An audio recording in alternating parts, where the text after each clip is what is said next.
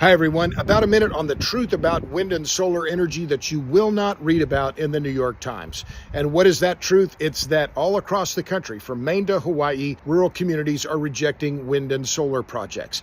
Now, this doesn't fit the narrative. Let me be clear. It doesn't fit the narrative being promoted by the Sierra Club, by Natural Resources Defense Council, by the Rocky Mountain Institute, by these big NGOs that are getting hundreds of millions of dollars in dark money from various foundations, as well as enormous amounts of money from Michael Bloomberg. They're avidly promoting renewable energy and claiming that, wind and solar can solve all of our climate concerns. The truth is simply the opposite. It can't be done. Why? Because of land use conflicts. I've cataloged these in the renewable rejection database. You can look them up on my website, robertbryce.com. The numbers are the numbers. All of these are carefully documented. I have links to the news stories or the ordinances that have been passed by these various towns. Okay, so what are the numbers? Well, since 2017, 187 rejections of solar around the country. And the numbers are going up. In 2020, there were just 2 rejections. Last year in 2022, there were 88. So far this year, there have been 64. Wind energy rejections, 416 rejections or restrictions of wind energy since 2015.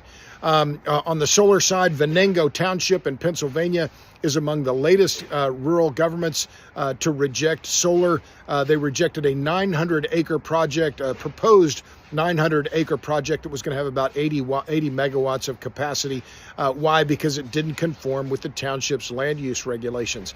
This is happening all across the country, but the New York Times will not report on it. Why? Because it doesn't fit the narrative. And their narrative is, we can do this all with renewables. We don't need nuclear. We need to just adopt all this weather-dependent renewables. Well, the problem is very simple. It's land use, and it will always be land use. And it's not just the projects themselves, of course.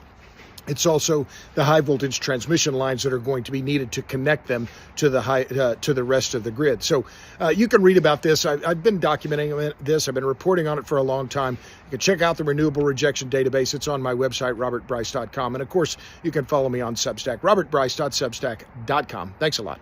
See ya.